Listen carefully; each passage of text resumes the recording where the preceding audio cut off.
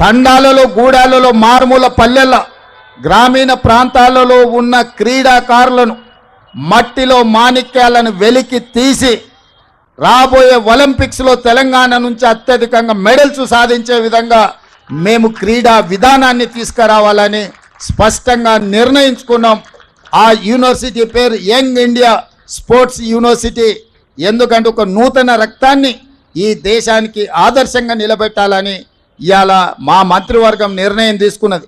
ఇదే కాదు, SC ST BC minority residential స్కూల్స్కి ఒక ఇంటిగ్రేటెడ్ అకాడమీని నిర్ణయించాలనుకున్నాం. ఆ ఇంటిగ్రేటెడ్ అకాడమీలకు కూడా యంగ్ ఇండియా రెసిడెన్షియల్ అకాడమీ అని చెప్పి మేము పేర్లు పెట్టాలని ఇవాళ మేము నిర్ణయం తీసుకున్నాం. యంగ్ ఇండియా అంటే తెలంగాణకు ఒక యంగ్ ఇండియన్ స్ఫూర్తినిచ్చేది ఇక్కడి నుంచే. కాబట్టి తెలంగాణ నుంచి ఈ యంగ్ ఇండియా అనే పదము 1920 నుంచి 1931 వరకు మహాత్మా గాంధీ గారు స్వతంత్ర పోరాటంలో ఒక పత్రిక నడిపినారు.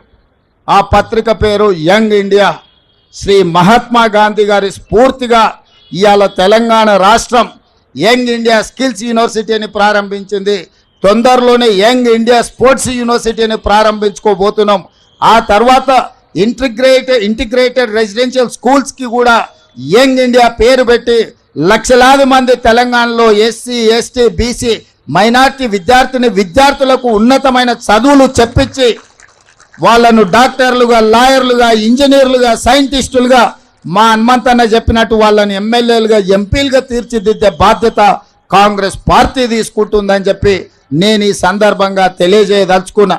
మేమందరం మీకు ఉద్యోగాలు ఇవ్వాలనుకుంటే మా హనుమంతన్న కుర్సే ఇవ్వాలంటున్నాడు మిమ్మల్ని ఎమ్మెల్యేలను చేసి. అందుకే ఈరోజు నేను సూటికి ఒక్కటే మాట చెప్పదలుచుకున్న టీఆర్ఎస్ నాయకులకు, అధికారం కోల్పోయి విచక్షణ రహితంగా అసహనంతోని అర్థం పర్థం లేని మాటలు మాట్లాడితే తెలంగాణ సమాజం నుంచి మిమ్మల్ని సామాజిక బహిష్కరణ చేయాల్సి వస్తుంది. శ్రీ రాజీవ్ గాంధీ గారి విగ్రహం యువతకు ఒక స్ఫూర్తి.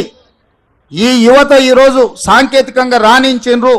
ఈ దేశంలో లక్షలాది కోట్ల రూపాయల ఆదాయం వస్తుందంటే ఐటీ రంగాల నుంచి ఈరోజు వస్తుంది. అట్లాంటి స్ఫూర్తినిచ్చిన రాజీవ్ గాంధీ గారి విగ్రహం సచివాలయం ముందు అమరవీరుల స్తూపం పక్కన ఉండడం సముచితం.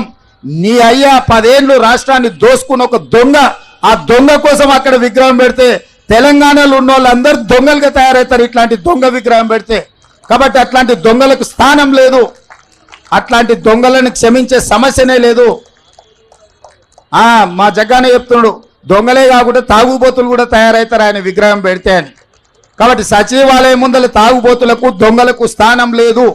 దేశం కోసం ప్రాణాలు అర్పించిన అమరుడైన శ్రీ రాజీవ్ గాంధీ గారి విగ్రహం అక్కడ పెట్టడం సముచితం. వారి విగ్రహం పెడతాం. రాబోయే 15-20 రోజుల్లో పెద్ద ఎత్తున రాజీవ్ గాంధీ అభిమానులను లక్షలాది మందిని జమ చేసి అక్కడ ఆ విగ్రహావిష్కరణ కార్యక్రమాన్ని చేపడతాం. ఇవాళ చేద్దాం అనుకున్నాం కానీ ఇంకా కొన్ని పనులు పూర్తి కాకపోవడం వల్ల విగ్రహావిష్కరణ చేసుకోలేదు. తొందరలోనే పెద్ద ఎత్తున ఒక పండుగ వాతావరణంలో శ్రీ రాజీవ్ గాంధీ గారి విగ్రహాన్ని సచివాలయం ముందు ప్రారంభించుకోబోతున్నాం. అదేవిధంగా ఈ సందర్భంగా నేను మాట ఇస్తున్నా, డిసెంబర్ 9 నాడు సచివాలయం లోపల తెలంగాణ తల్లి విగ్రహాన్ని ఆవిష్కరించి కాంగ్రెస్ అధికారంలో ఉన్నప్పుడు తెలంగాణ తల్లికి సముచితమైన స్థానాన్ని ఇస్తాం. 10 సంవత్సరాలు తెలంగాణ తల్లి విగ్రహం పెట్టలేని సన్నాసులు గతంలో పాలకులన్న సంగతి కూడా ప్రజలందరికీ తెలిసే విధంగా కార్యక్రమాన్ని ఏర్పాటు చేస్తామని తెలియజేస్తూ ఇంతసేపు ఓపికగా ఉన్న మా విద్యార్థులకు మరొకసారి అభినందనలు తెలియజేస్తూ మీ దగ్గర సెలవు తీసుకుంటున్నా. ధన్యవాదాలు మిత్రులారా.